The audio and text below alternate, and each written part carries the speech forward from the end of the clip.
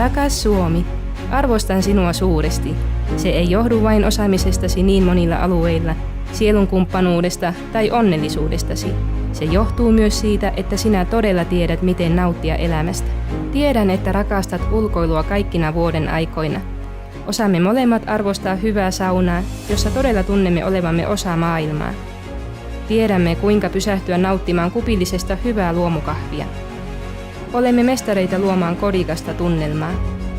Sinä kuljet elämässäsi hitaammassa tahdissa ja minä uskon rauhallisiin iltapäiviin riippumaton huomassa. Sinä pidät maisemista, jotka jättävät sanattomaksi, ja minä elän keskellä luontoa, joka salpaa hengityksen.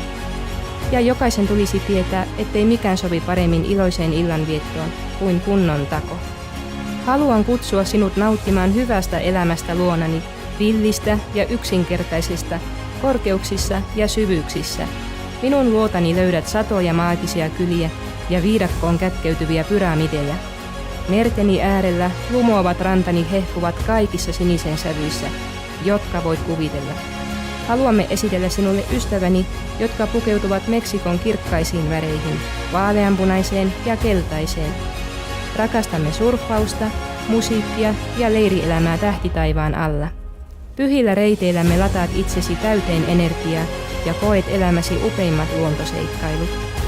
Yhteinen tarinamme on ehkä vasta aluillaan, mutta siteemme ovat tiiviit. Kysymys kuuluu, kuinka pitkälle kuljemme yhdessä?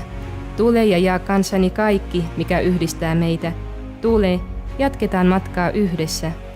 Ystäväsi, Meksiko.